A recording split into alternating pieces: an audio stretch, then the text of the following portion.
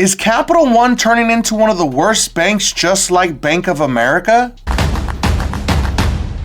Capital One is one of the largest subprime lenders in the United States, and it's crazy to think that nobody is talking about this massive story that there is an actual class action lawsuit against Capital One. And in case if you're wondering, is it about the credit cards? No, it's absolutely not about credit cards. It's actually about their debit card with Capital One. I want to give a special shout out to all my beasters out there that signed up for Dispute Beast and are working hard to fix their credit using the most advanced DIY credit repair software ever created that anyone can use. If you need to fix your credit, link is gonna be in the description. This is a huge deal, so if anybody out there has a checking account with Capital One, I made a video about 2 weeks ago, maybe 3 weeks ago, talking about what is actually safer, a debit card or a credit card. And I greatly appreciate that everyone came into the comments, everyone talked about it, and the consensus was that credit cards are a lot more safer. This story right here that I'm going to talk about today is a great example of why debit cards are not safe for you to use. So there was a class action claim that was filed against Capital One. So Capital One class action claims bank rejects fraud claims without proper investigation. If you have a credit card and you have a fraudulent transaction on your actual credit card, there is something that is called the Fair Credit Billings Act that protects every single credit card transaction that is fraudulent up to $50. So it has to be more than $50. If you send in an actual physical letter dispute, the credit card company must do a real investigation.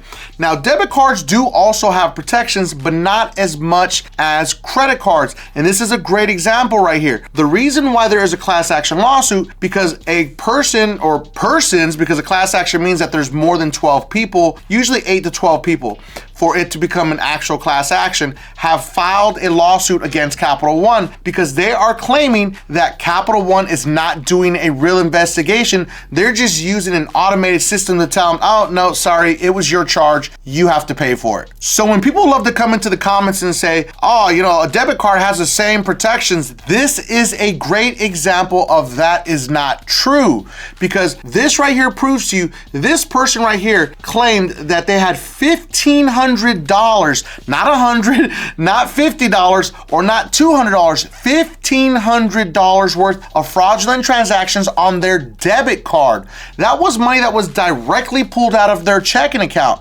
And Capital One did not investigate, and they held them liable and made them pay for it. This class action lawsuit was filed in the state of California. So Capital One denies account holders fraud claims without conducting a proper investigation, a new class action lawsuit alleges. So plaintiff Leah Watson class action lawsuit claims Capital One mechanically rejected her fraud claim relating to nearly $1,500 in alleged unauthorized debit card charges without performing a reasonable investigation. So a lot of people like to say that, oh, you're going to be given a provisional credit with a debit card. That is true, in fact, but what can happen is they can reverse that provisional credit, take that money back, and then guess what? Now you're out $1,500. So they'll give you the $1,500 back right out the gate, but then usually about 30 to 60 days, possibly 90 days until the investigation is over with, they can pull that money back away from you. So if you ever do get a provisional credit for a credit card or even a debit card, don't spend the money because you don't know what can happen. And this is a great example. This person had to go all the way to the court system and file a class action lawsuit to get that money back, and she still hasn't seen that money back. So this is really crazy because Walton argues Capital One, after denying her fraud claim, which she alleges was backed by substantial factual proof, issued form denial letters,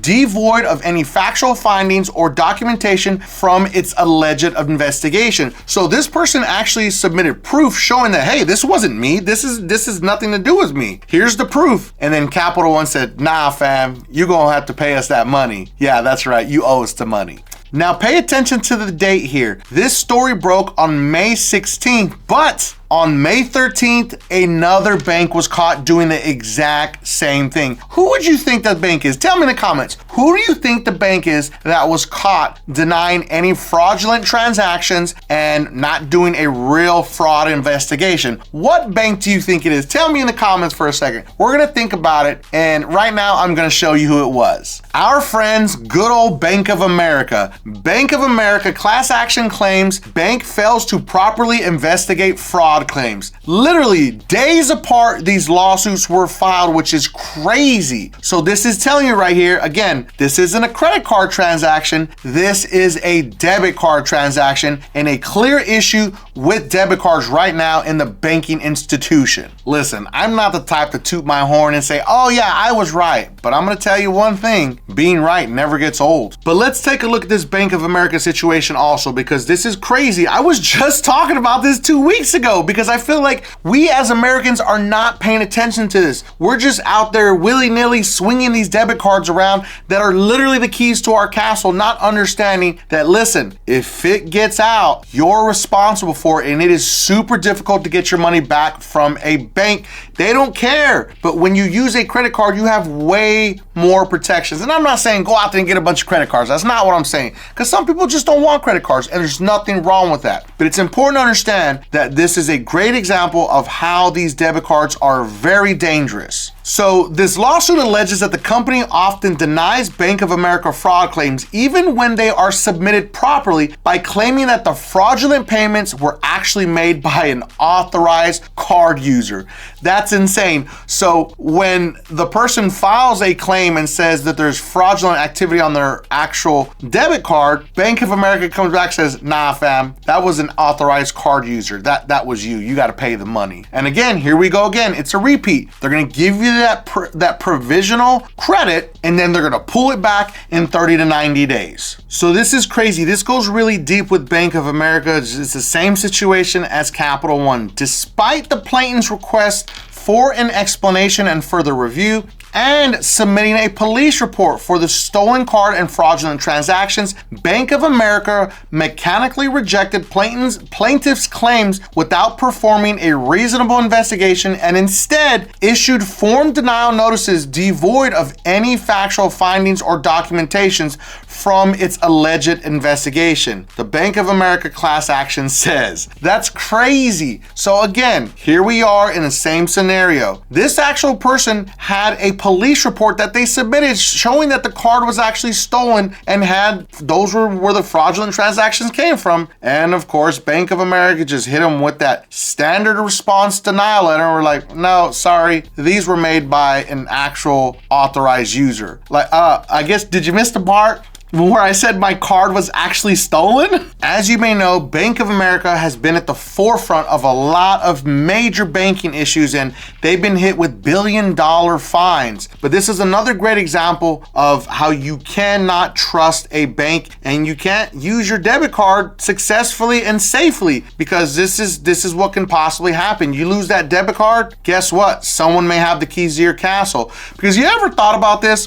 Sometimes if you go into certain stores, if you use your debit card, you don't have to have the PIN. You could just literally hit the enter button and bypass it. And guess what? Transaction goes through, which is crazy to me. Same thing with specific other business debit cards. I'm like, how is that even possible? What's the whole purpose of having a PIN then? It's supposed to protect you. So again, here is another prime example of why we cannot trust debit cards, unfortunately. So I love how this whole story breaks down right here. It says, Congress determined that the banks are required to pay for financial fraud reported by consumers in a timely manner unless the bank can determine the charges were not fraud, the lawsuit says. Banks must write a detailed explanation and provide all available documentation to prove the charges are not fraud, allowing consumers to dispute the conclusions. So this is very similar to the Fair Credit Billing Act that I talked about earlier, because if you use a credit card and you file a fraud report and you send in a dispute to dispute that transaction with the actual credit card company, and they come back and they give you this mumbo jumbo too, like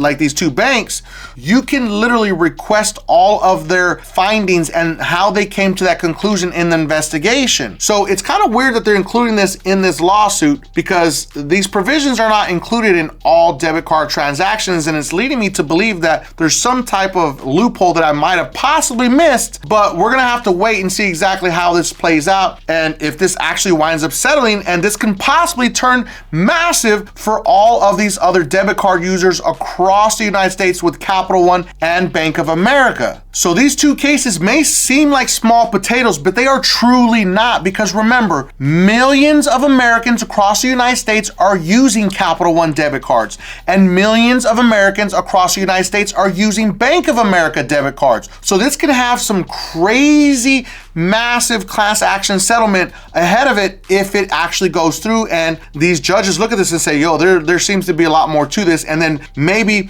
millions of other people are going to come forward and this turns into a massive class action. I mean, this is really possibly a big story that nobody is talking about out here right now. So I hope you enjoyed this video, and please stay safe with those debit cards if you're going to use them. I hope you enjoyed this video. Make sure that you watch the next video, because it is about another class action lawsuit that you may not have heard about with Verizon Wireless. Now, if you felt that it brought you some value in this video, make sure that you don't forget and subscribe to increase your credit score.